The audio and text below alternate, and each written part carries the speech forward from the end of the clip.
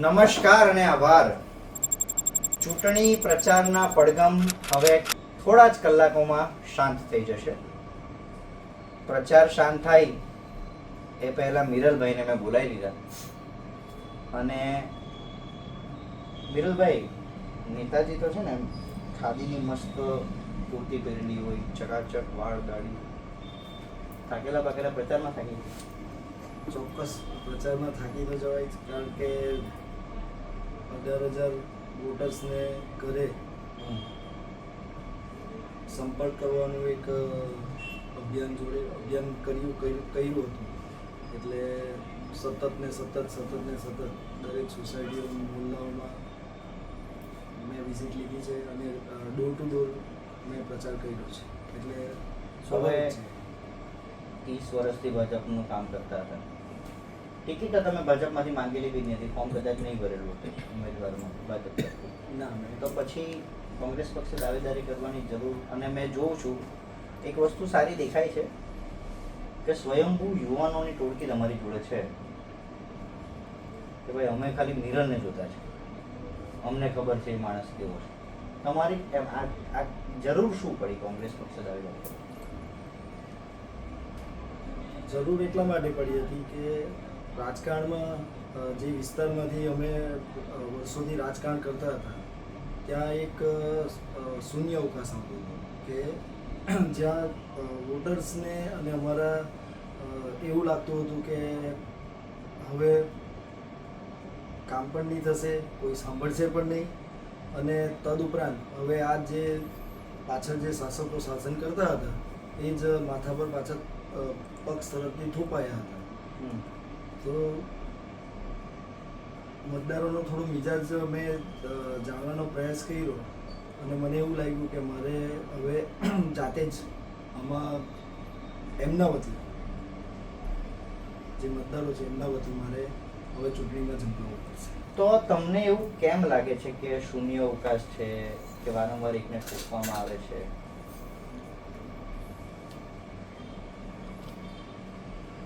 જે પણ ઉમેદવાર બને એને જીતાડવા માટે ઘણા બધા કાર્યકર્તાઓ કામ કરતા હોય છે. બરાબર. ઉમેદવાર તો ફક્ત ઉમેદવાર હોય છે, ફોર્મ ભરે છે. જ્યારે પાર્ટી લેવલની વાત કરું કે બીજેપીમાં, તો એમ કાર્યકર્તા એમના વતી મત માંગે દરેક સોસાયટી. બરાબર છે. હા, સાચી વાત છે. સાચી વાત છે. જ્યારે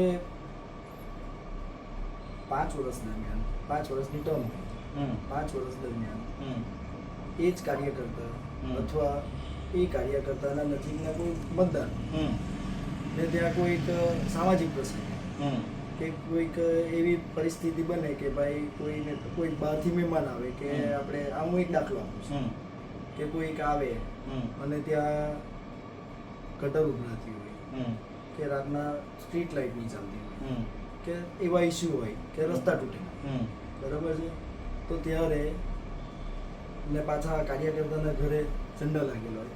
હા, એટલે બોલે કે યાર તમે તમારા તો ફોટામાં તો મેં જો આટલું બધું બીજેપી છે કે તમે મોટા કાર્યકર્તા છો, સરકાર ચલાવો છો અને તમારા વિસ્તારમાં બધી તકલીફ, એવું કહેવામાં? હા, એક્ઝેક્ટલી.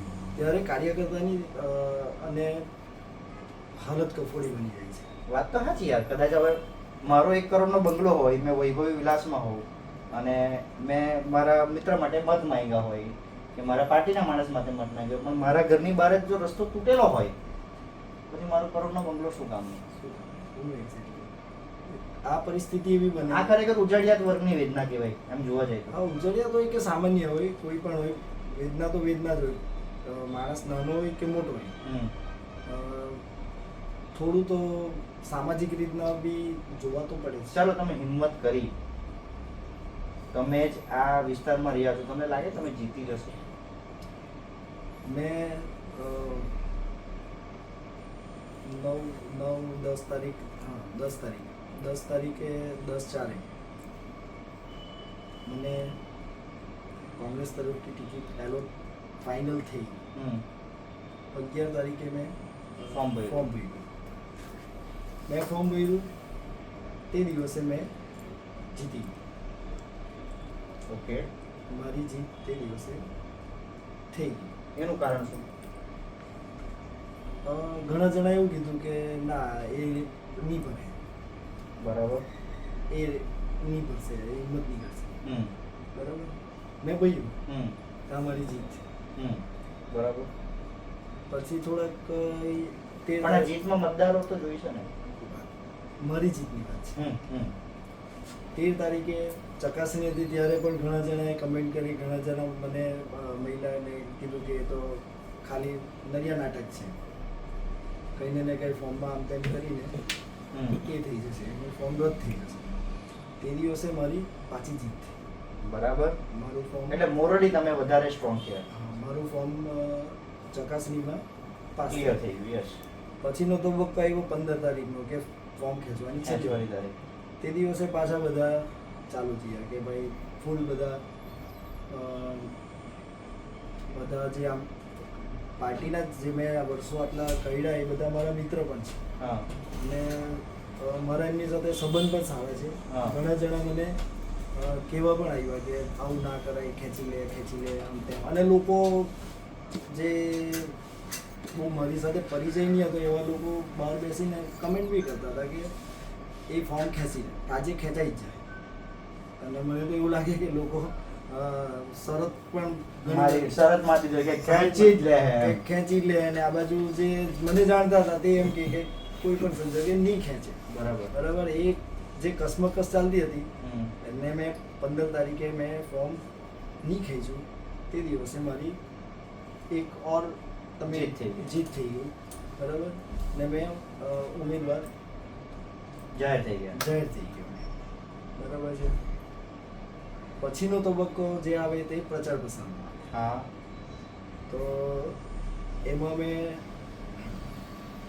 ઓબ્વિયસલી કે મેં ભારતીય જનતા પાર્ટી માટે કામ કર્યું એટલે મારું જે ગ્રુપ પોલિટિકલી ગ્રુપ જે હોય એ ઓબ્વિયસલી બીજેપીનું જ હોય, કોંગ્રેસનું તો હોય જ નહીં. સાચી વાત છે.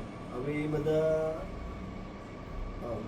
ભારતીય જનતા પાર્ટીના કાર્યકર્તા સડનલી મારી હાથે જોડાઈ જાય કે આવી જાય હમ એવું તો બની નહીં શકે. એવું તો નહીં બને. છતાં પણ મેં હિંમતભેર નક્કી કર્યું કે મારે દરેક વોટર્સના ઘરે અમારે પ્રચાર કરવાનો છે, ડોર ટુ ડોર. એટલે મેં પ્રચાર કર્યો.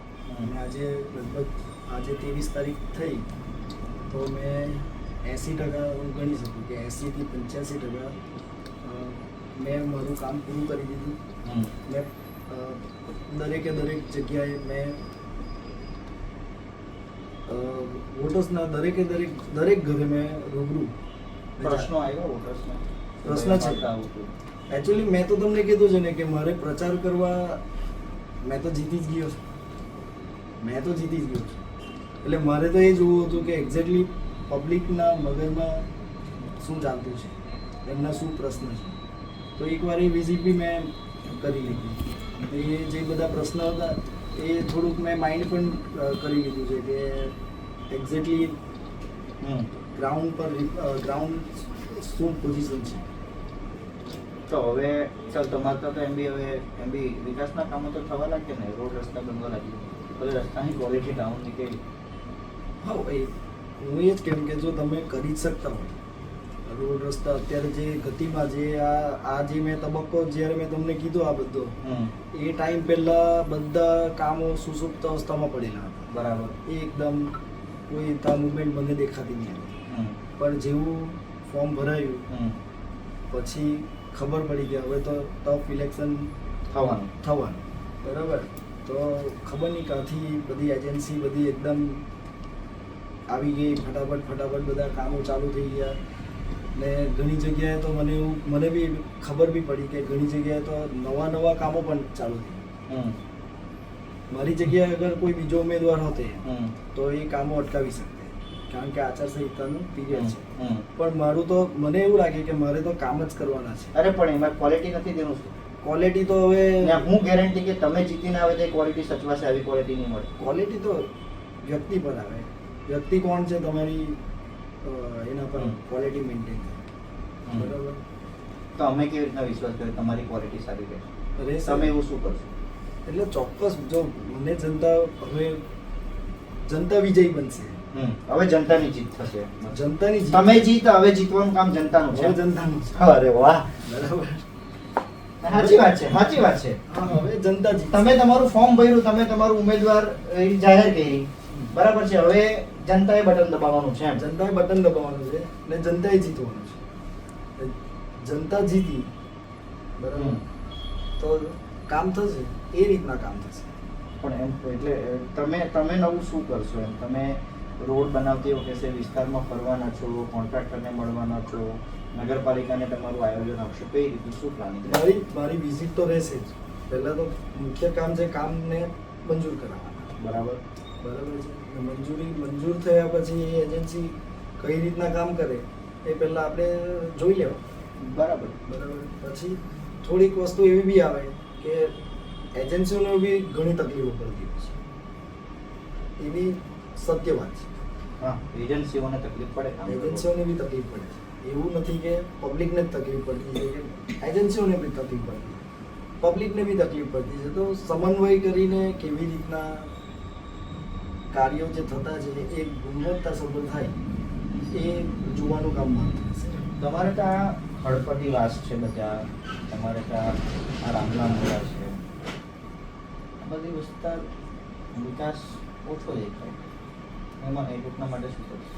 એટલે મારા હિસાબે કંઈ બ્લોક પેવરિંગ અને લો ક્વોલિટીના રોડ વિકાસમાં તો નહીં આવે છે. વિકાસ તો હળપતિવાસ અને વર્ષોથી, એટલે એવા માનસિકતાના લોકો હોય છે કે આ લોકોને તો છેલ્લે દિવસે થોડું ઘણું એ કરીને, એટલે બહુ એક નેતા લોકો એના પર બહુ ફોકસ નથી કરતા. પણ એવું નથી. એકચ્યુઅલી એમને પણ સારું જીવન જીવવાનો અધિકાર છે. 100% છે. બરાબર છે. મેં આ ઘણા વિસ્તારોમાં મેં આજે બી મેં ગયો હતો. તો હવે આ રોડો જે બનાવે, જે 6 મહિના વર્ષ ચાલે ને પાછા તૂટી જાય ને કદાચ પાછું કંઈ ઇલેક્શન આવે ને પાછું એને રીકાર્પેટ કરે ને પાછું એ કરી નાખે ને, બરાબર. પણ હવે એ રોડો લગભગ તમે સમજો કે એ લોકોના ઘર જે છે એના કરતાં અડધો ફૂટ રોડ ઉપર આવી. 100%. બરાબર છે. 100%. એ રોડ ઉપર આવવાને કારણે વરસાદના પાણી ઘરમાં જાય, પ્લસ જે ઘી હોય તે બહાર નહીં નીકળે. બીજી વસ્તુ કે ડ્રેનેજ સુવિધા એ લોકો પાસે નહીં હોય તો એ બધી ડ્રેનેજનું પાણી બધું મિક્સ થઈ જાય, બધું ત્યાં આજુબાજુમાં ઘેરાયેલું પડેલું છે. અને આ તો યાર જે રહી ને પરિસ્થિતિમાં તેને બિચારાને. હા, એટલે એ પછી ત્યાં મચ્છરનો ઉપદ્રવ થાય, ગંદકી ગંધાય. આ બધી વસ્તુ એવી છે કે જે ખરેખર વિચારવા જેવી બાબત છે કે ખાલી ને ખાલી બસ ઉપર થર ચોપડિયા કરો અને પછી જે હાઈટ થઈ જતી છે એના વિશે તો કોઈ વિચારતું નથી. લોકોએ બી એ વિચારવાનું કે આ દર 6 મહિને કે વર્ષે કે 2 વર્ષે આ પાછું ચોપડ કરે એ મજાનું નથી. અને યાર મેં જોયું આખું કબીરપુર બજાર, અહીંયા તમારા મેઇન રોડ બધા ખોદાઈ ગયા. ચાલો ખોદાઈ ગયા, ડ્રેનેજ નાખી, પણ હવે તમે સ્થાનિક તરીકે યાર એટલું તો એનએમસીને કહી શકો ને કે આનું લેવલિંગ કરો, ખાડા તમે પૂરો, કોઈ બાઇક ચલાવી શકે, કોઈ માણસ પડી જાય. તમારા સ્થાનિક ઉમેદવાર આવું બધું ધ્યાન નથી રાખતું. સ્થાનિક ઉમેદવાર હવે તો એમને જોવાનું હોય છે. મેં તો એટલું જ કહું કે તમે જ્યારે ચૂંટાઈને આવો છો તો તમારી વિઝિટ હોવી જોઈએ. ડ્રેનેજ લખાતી છે એની જાતે જ લખાતી છે. કોન્ટ્રાક્ટર એના માણસો, કોન્ટ્રાક્ટર સુપરવાઇઝર મારા હિસાબે તો કોઈ હોય નહીં. જે માણસ હોય તે લાખ્યા કરે, કોઈના ઢાંકણા ઉપર હોય ને કોઈના નીચે હોય, કોઈના એવી જગ્યા મને તો એટલે જાણકારી મળી કે કેટલીક જગ્યાએ તો ડ્રેનેજના લેવલ જ નથી. બરાબર છે. તો ભવિષ્યમાં કેટલી બધી ગંભીર બાબત થઈ જાય પછી? ગંભીર એટલે એટલી બધી ગંભીર બાબત થશે કે આ જૂની જે ડ્રેનેજ સિસ્ટમ કબીરપુરમાં હતી, કબીરપુરમાં મારા હિસાબે પાણીની ને બધી વ્યવસ્થા હતી એ બધી ડિસ્ટર્બ કરી નાખી ને નવી લાઈનો નાખી. હવે જો આ વ્યવસ્થિત નહીં થશે તો ભયંકર પરિસ્થિતિ. તમારો તો ખબર કબીરપુર પેલા મેઇન રોડ ઉપર બી કેટલું પાણી ભરાઈ જાય, બસ ઘૂંટણ સુધી પાણી આવી જાય, ડિવાઈડર ડૂબી જાય. ત્યાં તો પાણી નહીં ભરાતું હતું પહેલા કદાચ. ના, પહેલા જ્યારે એ વિસ્તારમાં જ્યારે બાંધકામ નથી આવતા હમ ત્યારે લગભગ ત્યારે પાણી નીકળતા હતા, પણ હવે જેમ જેમ બધું બાંધકામ થતું ગયું હમ પાણી નીકળવાના રસ્તા બંધ થઈ ગયા. હમ બરાબર. તેને કારણે હવે થોડો વરસાદ બી પડે તો પાણી ભરાઈ જાય, ઘૂંટણસમાં પાણી ભરાઈ જાય. તમારે ત્યાં મધ્યમ વર્ગ કે લોઅર મિડલ ક્લાસ કે એ વર્ગ કેટલો છે? લોઅર મિડલ ક્લાસ તો હાઈએસ્ટ મારા હિસાબે લોઅર મિડલ ક્લાસ છે. તો એ લોકોના બાળકો માટેની શાળા કે આરોગ્ય કેન્દ્ર એવી બધી કોઈ વ્યવસ્થા તમારા વોર્ડમાં કેટલી? આરોગ્ય 24માં એક પીએચસી છે, હમ બરાબર. ને અત્યારે એક એનજીઓ એ મારા હિસાબે જે ગુજરાતી સરકારી શાળા હતી હમ એનું રિનોવેશન કરીને સરસ મજાનું બિલ્ડિંગ ત્યાં એનજીઓએ બનાવેલું છે. તો એનો સહિત તો તમારે કોર્પોરેશને જવું જોઈએ. ના, મને એવી બધી વાતો જાણવા મળી છે જે મેં ઓન સ્ક્રીન કદાચ મને શોભા નથી આપતી કે મારે બોલવું ના, જોઈએ. બોલવું જ જોઈએ. ના, એ તો પબ્લિકની વસ્તુ છે ને. પબ્લિકની વસ્તુ છે, પણ હા, તમે શબ્દોનો ઉપયોગ તમે નાનો ટૂંકો કરી શકો. મેં એટલું કેમ કે એ જે બી એનજીઓ છે હમ એમને આભારી છે, આમાં કોઈ બીજો રોલ નથી. મને તો એવા સમાચાર બી મળ્યા કે થોડુંક હજુ બીજું કામ બી થતું હતું, હમ એકાદ બે બીજા વસ્તુ બી થતી હતી, હમ પરંતુ એમને અટકાવવા. શું વાત કરો? એટલે પછી બીજી સ્કૂલની ચાલે એવું કે? હા, એ તમે હવે તમારા ઘરમાં દૂધની થેલી વેચાતી હોય તમારા દુકાનમાં, તમે સામે દૂધ થોડી લેવા દો. સામે તો કદાચ દૂધ વાળા ના ચાલવા દે. ના, એવો કોમ્પિટિશન મેં એવું નથી માનતો, કારણ કે જે વર્ગ ને જે છોકરાઓ ત્યાં ભણતા છે એ એમની સ્કૂલમાં ફી એફોર્ડ નહીં કરી શકે. એટલે જ તો કહું છું એમ. એટલે એવું નહીં કહી શકાય કે ભાઈ આ સ્કૂલ આવું થઈ જાય તો ત્યાં એવું સંખ્યા ઓછી થઈ જાય, એવું મેં તો નથી માનતો. પણ એક વસ્તુ એ છે કે શિક્ષણ તમને સસ્તું મળે તો શાળાની સંખ્યા વધે ને. સરકારની એક તો પોલિસી છે સસ્તું શિક્ષણ, ફ્રી શિક્ષણ, સારું શિક્ષણ. પણ એટલે તમે એવું કહેવા માંગો કે ગવર્મેન્ટ સ્કૂલ જો બહુ સારી હોય તો એનામાં સંખ્યા ઓછી રહી અથવા કોઈ જાય નહીં અથવા ગરીબના બાળકો જ આવશે. આ માઇન્ડસેટની વાત છે કે હવે એક શું કહેવાય, આપણે એવું માની લીધું છે, સમાજ એવું માની લીધું છે કે ભાઈ સરકારી સ્કૂલ, સરકારી દવાખાના એ બધું બરાબર નથી. ભલે થોડું કામ તેમ કરીને બી ભલે કંઈ કરવું પડે તો કંઈ નહીં, પણ આપણે પ્રાઇવેટ સ્કૂલમાં છોકરાઓને ભણાવવા એ લોકોની માનસિકતા છે, બરાબર છે. પણ તેમ છતાં બી મને આનંદ એ થાય છે કે જે બી એનજીઓ છે, મને એવું લાગે એમને ઘણી બધી સ્કૂલો બનાવી છે, ઘણી બધી સ્કૂલો છે જ્યાં સીતાંજલિ ફાઉન્ડેશન સારી સ્કૂલો સ્કૂલો બનાવી, સાતેમ બી બનાવી છે કદાચ.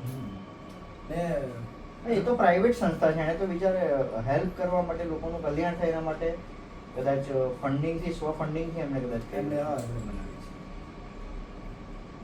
તો પછી એમાં કંઈ કોર્પોરેટરની વધારે કંઈ એ નહીં. ના, કોર્પોરેટરની એમાં મારા હિસાબે તો મને સમાચાર મળ્યા છે ત્યાં સુધી કોઈ ભૂલ નથી. તમારે ત્યાં આપેલું હેમાલ ઇંગ્લિશ મીડિયમ સ્કૂલ છે, તળાવ જોયું છે સામે? હા, જોયું. તો એક કાર્યકર્તા તરીકે, એક સ્થાનિક તરીકે કોઈ દિવસ સાફ કરાવવાની તમે? સાફ કરાવવું જ જોઈએ તરત. અરે એ તો સારું છે, તમે એમની સામે એક શૌચાલય જોયું છે?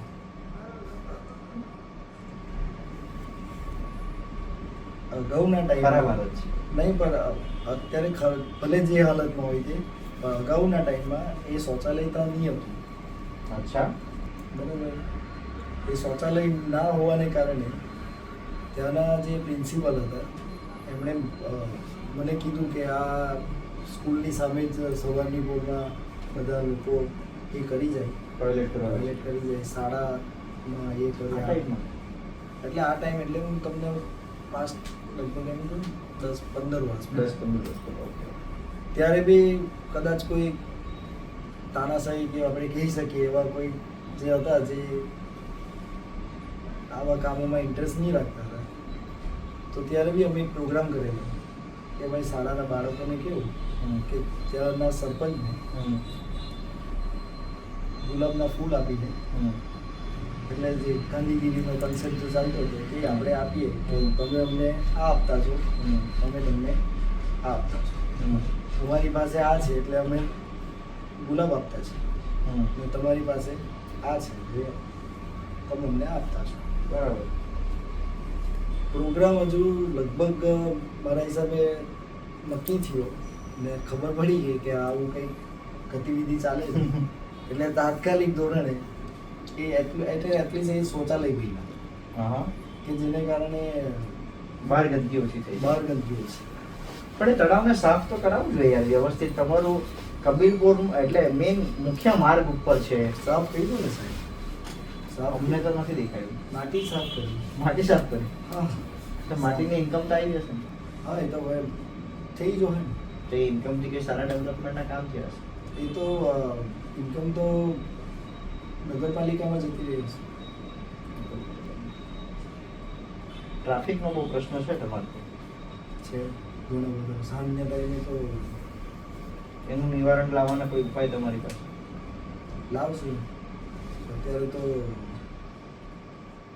મને એવું ખબર પડી કે એ લોકોને કોઈક સજેશન આપતું છે અમુક, પણ એ સજેશન પણ એ લોકોએ લેવા નથી અને લઈને કદાચ એ લોકોએ એ દિશામાં કામ જ નથી કરતું. કેમ કે હવે જો ત્યાં ગ્રીડ પર ઓવરબ્રિજની નીચે 2.5 કરોડ રૂપિયાનું ડેવલપમેન્ટ થાય છે.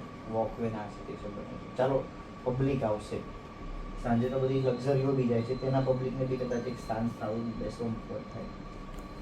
કોઈ એવું કેમ નથી વિચારતું કે ત્યાં પાર્કિંગ ક્યાં કરશે લોકો?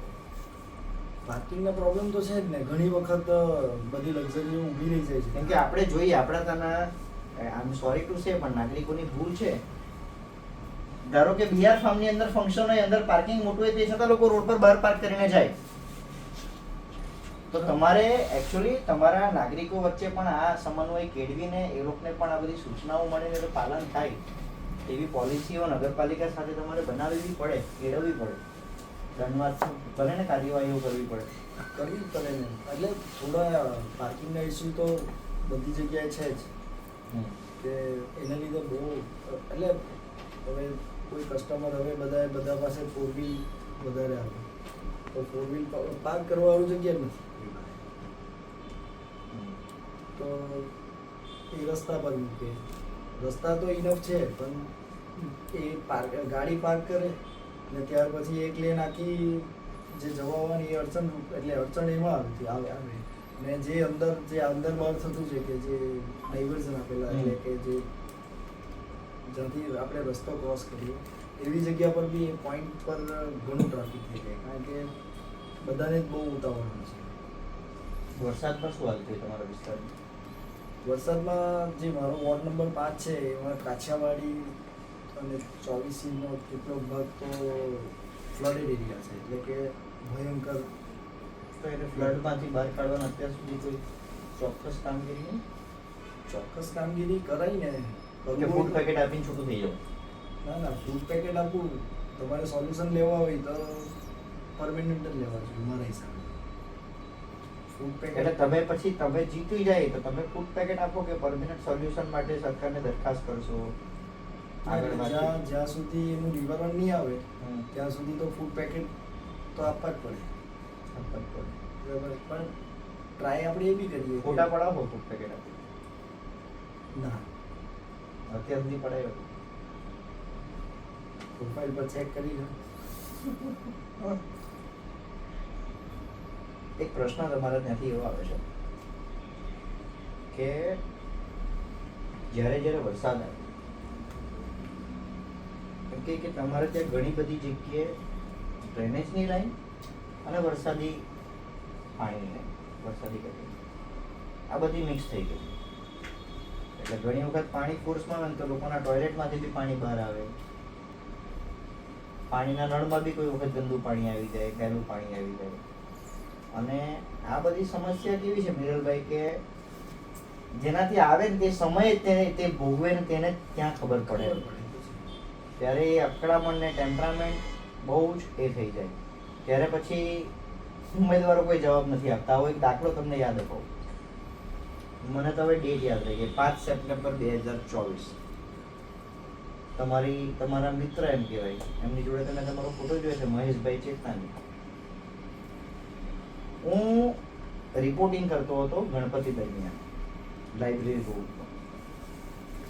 સાહેબ ઉતરીને આવ્યા ત્યારે કદાચ મુકેશભાઈ શાસક પક્ષના નેતા હતા અને એમણે મને બાઈટ આપી હતી કે ભાઈ રોડ રસ્તા બહુ ખરાબ છે, ગણપતિની મૂર્તિઓ તૂટી જાય છે અને માથી કોઈને જવાબ નથી અપાતા. હવે એક વિડીયો આવ્યો કે ભાઈ આ તો વિડીયો એડિટ કર્યો છે ને આ છે ને તે છે, હવે મત માંગે છે એમના માટે. આવું તમે નહીં કરો ને? ના, હું એવું નહીં કરું. મહુભાઈ મારા ખૂબ સારા મિત્ર છે, થોડા ભાવુક બી છે. કદાચ જે તે સમયે પણ આવું કરવું સારું લાગે એમ કે તમે પોતે સ્ટેટમેન્ટ આપો છો મીડિયામાં અને પછી ફરી જાઓ છો ચૂંટણી આવે ત્યારે. પણ ઘણી વખત એવું હોય કે રાજકારણમાં મિત્રતા એટલી ઘર થઈ જાય કે પછી થોડું લાકાળા કામ કરવા પડે. પણ એના માટે તમે તમારા મતદારો સાથે એવા- જૂઠું બોલો તો? એ તો રાજનીતિ એમ જ કહેવાય મારા હિસાબે, રાજનીતિ. તો મતદારો નહીં ઓળખતા હશે કે આ ભાઈ સ્ટેટમેન્ટ આપી ગયેલો અને એમણે એવું સ્ટેટમેન્ટ એ બોલ્યા છે કે મારાથી કોઈને મોઢું નથી બતાવતું, મારાથી કોઈને જવાબ નથી અપાવતો. ઘણા એનો મતલબ એ કે એ માણસ રજૂઆત કરીને થાકી ગયો હશે. થાકી ગયો તો ચોક્કસ. મેં તો કેમ અમારા ઘણા કાર્યકર્તાઓને દશાવે છે. હા મહુભાઈ તો બોલી દીધું, હા મહુભાઈ તો બોલી બી દીધું કે ભાઈ મેં મોઢું બતાવવા લાયક નથી. અમારા જે જૂના એટલે મારી જૂની પાર્ટી એના ઘણા કાર્યકર્તાઓની પોઝિશન આ છે કે બોલી નથી શકતા. આજે ઘણી જગ્યાએ એ લોકો પ્રચાર માટે જાય કે એ લોકો કોઈ કહે કે ભાઈ અમને મત આપજો, એવું એ લોકો બોલી નથી શકતા. ઘણી બધી સોસાયટીઓમાં આ બધી પોઝિશન છે. એકાદ બે જગ્યાએ તો બોર્ડ બી લઈ ગયા એમ કે મત માંગવા આવું નહીં એમ. હા, એવું મેં સાંભળ્યું છે, મેં જોયું નથી, તો મને એવું સાંભળવા મળ્યું કે તો શું લાગે આટલા વર્ષનું રાજકારણ છે, આટલો વિસ્તાર તમારો પરિચિત છે, પબ્લિક પરિવર્તન લાવશે? મેં મારું જે કર્મ હતું, જે એક શું કહેવાય કે મારે એવું નહીં, અમને તો જે રિપોર્ટ્સ મળે છે ખરેખર એવું લાગે છે કે વોર્ડ નંબર 5 થોડું ઘણું પરિવર્તન ઈચ્છે છે. અને બીજી એક વસ્તુ કે તમને અભિનંદન કહેવાય બોસ, આવા જ્યારે કોઈ સ્ટેપ્સ લઈને ત્યારે આજુબાજુ ઊભા રહેવા લોકો ગભરાય. તમારી સાથે જે લોકો બી છે ને તે સામે છાતીએ ઊભા છે કે અમે મિરલ જોડે ઊભા છીએ. અને કદાચ એ પાછા એવા છે બધા, જ્યાં સુધી મેં એ લોકોને જોયા છે, કદાચ તમે કાલ ઉઠીને કામ નહીં કરશો ને તો કદાચ એ લોકોએ તમારો કોલર પકડતા વાર નહીં લગાવશો. એટલી છૂટ મેં બી એ લોકોને આપેલી છે. કેમ કે એ બધાએ તમારી સાથે પૂર્વ ઉમેદવારો માટે મત બી માંગ્યા હશે. માંગેલા માટે. તો આમને એમ કેવો કે આ મત માંગેલા હોય હવે ચૂંટણી આવવાની, તમને કોઈ એમ પૂછે ને કે મિરલભાઈ તમે તો કહી ગયેલા કે તમારે ત્યાં લાઈન નખાઈ જશે, આમ થઈ જશે, તેમ થઈ જશે, 5 વર્ષ થઈ ગયા ભાઈ, કામ તો થયા નહીં, શું જવાબ આપે તમે? કામ મેં હજુ બી કેમ કામ કરવા માટે તમારી પાસે પ્રબળ ઈચ્છા શક્તિ. ને એવું પણ તમે શું જવાબ આપે? તમે કોઈના માટે મત માંગ્યા હોય, આજે કદાચ મેં તમારા માટે મત માંગુ કે તમે ચિંતા નહીં કરો, અમારા માણસને મત આપો, અમે તમારે કામ કરાવી દઉં, પણ એ નહીં થાય પછી તમારે શું જવાબ આપવો પડે? નહીં મેં તમને જવાબ ટેકલ કેવી રીતના કરે? અઘરા પડે જવાબ. અત્યારે જે અમુક કાર્યકર્તાઓને જે વળતા પડતી છે તે મેં જોઈ શકું કે એ લોકો પાસે કોઈ જવાબ જ નહીં હોય. મેં તમને કીધું ને કે મહુભાઈએ તો કહી દીધું બે વર્ષ પહેલા કે એમણે તો કહી દીધું, પણ ઘણાની તો હાલત એવી છે કે બોલી જ નથી શકતા. પછી યાર આપણે આટલી મજબૂત રીતના હોઈએ, આપણે લોકો માટે મળીને આપણે જ ના બોલી શકીએ પછી? અને આપણે મહેલ તો કોઈ બનાવવાનો નથી, સામાન્ય કામ રોડ રસ્તા ગટર પાણીના જે કામ મહાનગરપાલિકાના કર્મચારીઓ જ કરવાના છે ને, જાતે તો કોઈ નથી કરવા જવાનું. એનો મતલબ એ છે કે તમારે તમારા સમસ્યાનું સંકલન નગરપાલિકા સાથે થઈને કરાવવાનું છે. તમે આજે કીધું જાતે નથી કરવાનું, એક કિસ્સો મને યાદ આવ્યો કે એક અમારા એક બીજા જૂની પાર્ટીના હોદ્દેદારે તો જાતે તગારા પાવડા લઈને જાતે બી ચોમાસામાં રોડના ખાડા પૂરેલા છે. એવો વિડીયો બી બહાર આવ્યો. કોણ? મારે નામ નથી લેવું, નહીં તો પાછો નવો વિવાદ. એમાં શું વિવાદ થવાનો? એટલે એ મેં વિડીયો જોઈ લો હતો. વિડીયો જોઈ લો. હા, કે એમણે એ વિડીયો હા પ્લેટફોર્મ પર મૂકેલો હતો કે હવે મારે જાતે તો પછી નામ લેવામાં શું વાંધો? નામ મારે તો અત્યારે હવે મારા હરીફ કહેવાય, હરીફ કહેવાય. એટલે હરીફના મેં નક્કી કર્યું છે કે મારે મારા હરીફના નામ જ નથી લેવા. તો એવી આશા રાખીએ કે તમે જનતાની માંગ પર ઊંડા ઉતરશો અને પછી આવતા વર્ષે લોકો અને તમારા મિત્રને લોકો ના પૂછે કે ભાઈ આ તો ફરક શું પડ્યો કે અમને પરિવર્તન શું આવ્યું એવું ના થાય મિરલભાઈ. એટલે એટલું ધ્યાન રાખજો, કેમ કે અમે અત્યાર સુધી નેતાઓ જોયા તો નેતા ચૂંટણી ટાણે બહુ વાયદા કરે, પછી કંઈ થતું નથી, પછી બીજી ચૂંટણી પર જ દેખાય એમ. ના, આપણા એવું મેં કોઈ અહીંયા આપણા ઇન્ટરવ્યુમાં કોઈ પણ વાયદા વચન મેં નથી આપ્યા, મેં કહેતો પણ નથી. પરિસ્થિતિ અનુરૂપ, સમય અનુરૂપ અને લોકોની માંગ અનુરૂપ કામો કરાવવા માટે મેં તત્પર રહેવા, એટલું હું તમને આશ્વાસન આપું છું. અચ્છા, તો કોન્ફિડન્ટલી મતલબ એવું લાગે છે કે જીતી જશે? હા, મેં તમને આગળ પણ કીધું કે મેં તો 15 તારીખે હું તો જીતી ગયો. ને જે મેં પ્રચાર દરમિયાન મેં જે લોકોને મળ્યો ને જે એમ સીધું તો નહીં ગઈ, પણ જે એમના હાવભાવ અને જે એમનું આપણને દેખાય એ જોઈને એવું લાગે કે એમને મારા પ્રત્યે પ્રેમ અને હરીફ ઉમેદવાર પ્રત્યેની નફરત, એ બટન દબાવવામાં મને નથી લાગતું કે એ લોકો ભૂલ કરે. બરાબર, એટલો મને કોન્ફિડન્સ છે. ચાલો તો હવે જોઈએ. પરમ દિવસે ચૂંટણી છે, હવે સાંજે તો પ્રચાર થંભી જશે મિરલભાઈ, સાંજે તમારો પ્રચાર અટકી જવાનો.